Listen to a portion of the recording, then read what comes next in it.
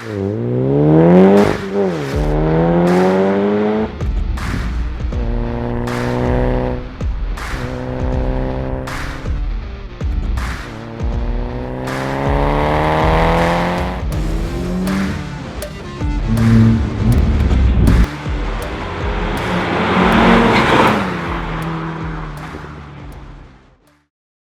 morning guys, and welcome back to Damo Drives, bringing real reviews to real people and answering some of those questions other channels might not talk about.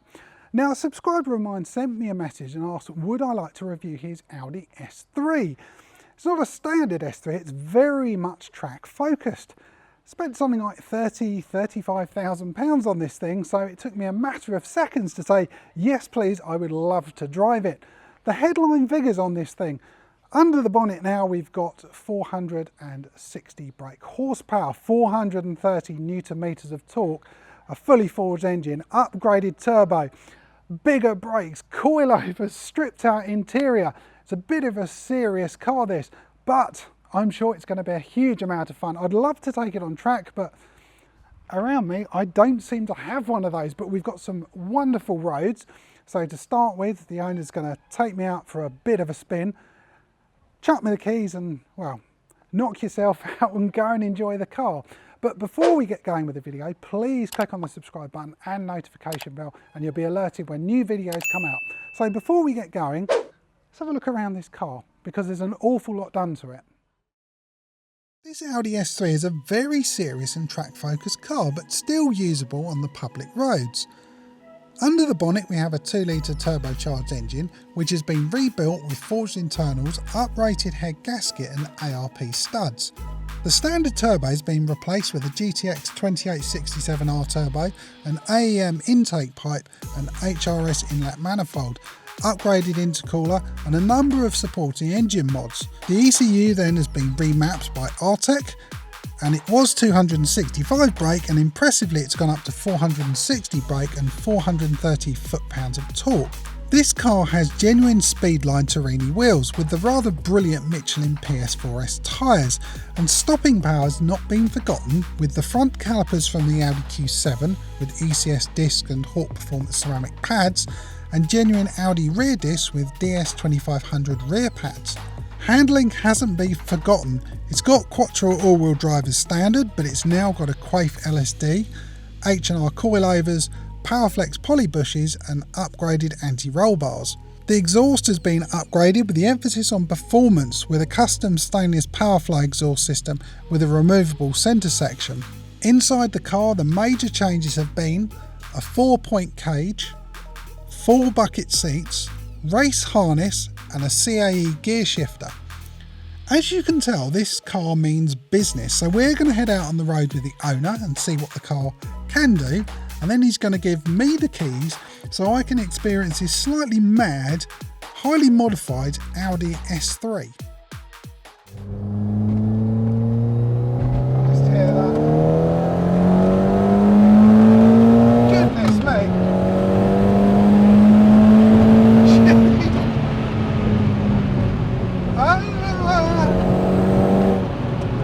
There's a lack of normality now. It's like warp speed. Jinx, was that flat? Yeah, that was full throttle. That was mental. 5,500 RPM. Is that where it makes sort of peak power? There's no point in pushing it beyond that, or? No, that was just me not hitting the red line. Jesus. Just, oh my God, these things are quick.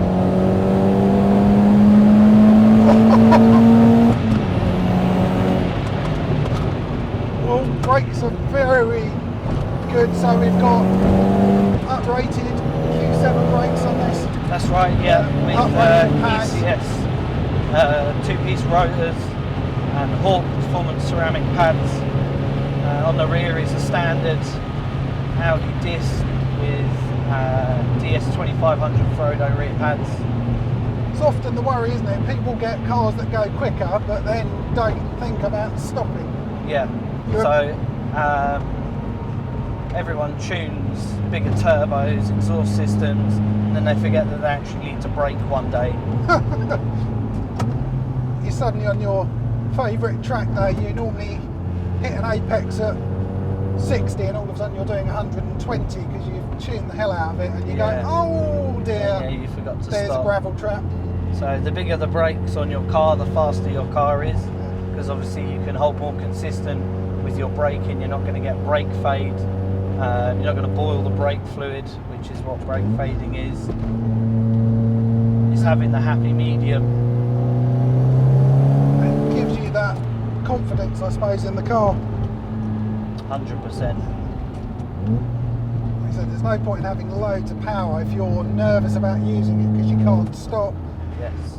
The handling's better on this with the LSD, the H&R's coilovers. It's just a very, very well.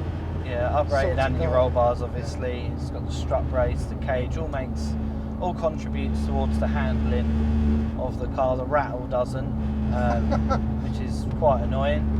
But unfortunately, we can't do anything about that. Rolling. Stationary. Jesus! Oh my goodness me! Yeah, that puts the power down. It didn't seem to slip. It did a little bit. I heard the wheels. There's me more going and laughing like a. I would say like a girl, but I can't really do that because laughing like me. I mean, I don't know, do you still get that same hit now you've been driving it, or are you a bit used to it going, yeah, that's normal? You have to leave it a week and then you're used to it. It's like brand new again.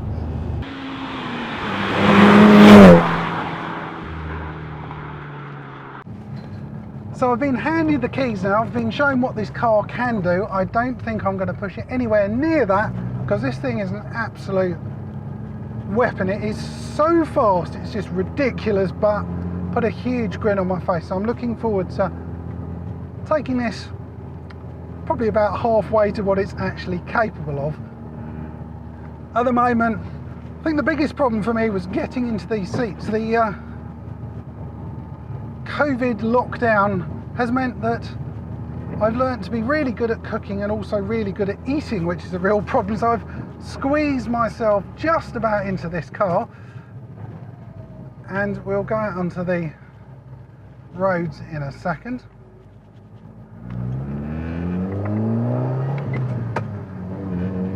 So this car is, well, there's nothing standard about it in any way, shape or form. So the engine itself has been rebuilt, fully forged, uprated turbo. We've got an induction kit. I'm not sure of the exact one, but we'll have a look around that later on. There's loads and loads of work under the bonnet there. 450 brake, 450, 460, 430 foot-pound of torque. So yeah, that's foot-pound, which is pretty insane. It's not far off of the brand new RS3. And considering the age of the car, this is a 2007. But to be honest, I think this is the last of the... Oh, let's go right here. The last of the very special cars, because loads of power, relatively lightweight, manual gearbox. It's really, to me, the perfect driver's car. These bucket seats, you can feel the torque and the power kicking in. I'm going to wait to get to a straighter bit of road, but that noise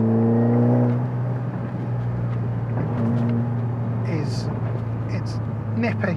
It's very, very nippy. And the great thing about the owner of this, it's not just about going quickly in a straight line. You need to be able to stop. So we've got uprated brakes, we've got brake calipers off an Audi Q7, and we know the size of that car. Uprated pads all round, thicker anti-roll bars, a limited slip diff. There's a huge amount that's been done to this thing to make it an absolute weapon. He wanted a car that was going to be good on track, which could be used on the road. In fact, he actually dailied this, which is clinically insane. But even so, when you're not pushing it, it feels quite normal, to be honest. Jeez, it's just picking. It's when it goes on boost, bloody hell.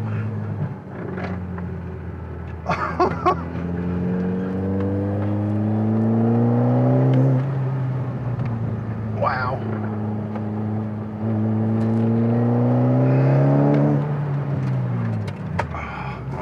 Right, we're on some main roads. We can definitely push it a bit more now. So I'm strapped in with these belts, so we're just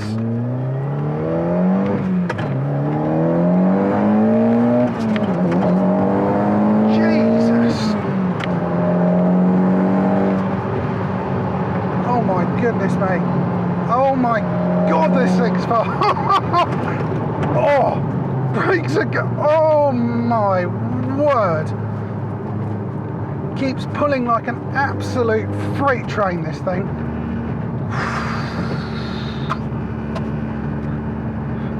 Nah, it's a very expensive build as well. I think the owner said if you were going to do this from scratch, it's around £35,000 for all of the work that's been done to it. Admittedly, he did actually, oh no, it's just started raining, that's not a good thing. He did buy it with a lot of this work done to it. Oh my god, it's raining. Got decent tyres though, got a Michelin PS4S's on here with some very special wheels, so these are good luckily in the rain and the dry. But this amount of power in a car I've been driving for not very long, I need to be very, very careful. Oh wow. So let's do a slight rolling acceleration. So I'm in second gear, 20 miles an hour. Yes, it's a bit wet, and go. 20, 40, 60. Oh my god!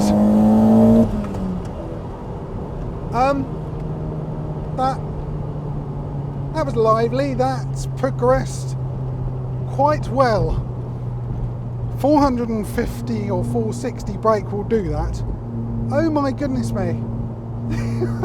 This is epic.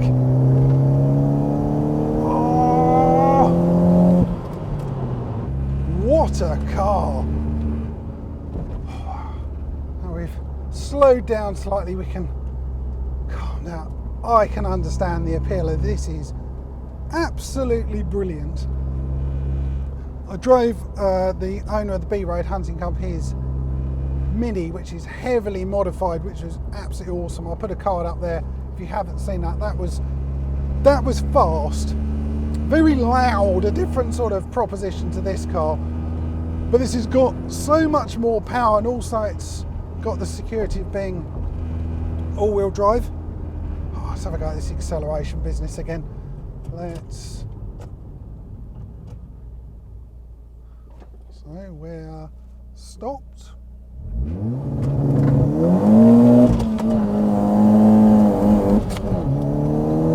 Jeez, that was fast. We had the traction control kicking on, back end ever so slightly slipped there. Oh, that's a bit addictive. That's way too addictive. I want to thank the owner for this, because this is brilliant.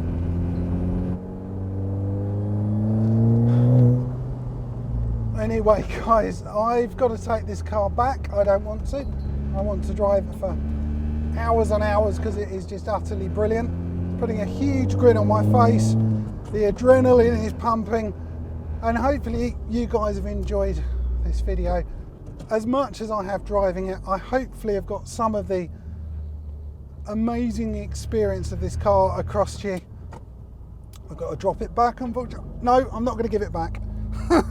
Anyway guys, I hope you've enjoyed this one. If you have, please give me a thumbs up. Comments are always welcome. Oh my God. Anyway, yeah, comments are always welcome. And remember to click on the subscribe button. Ready? One last time.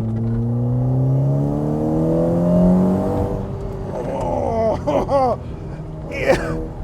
Thanks for watching.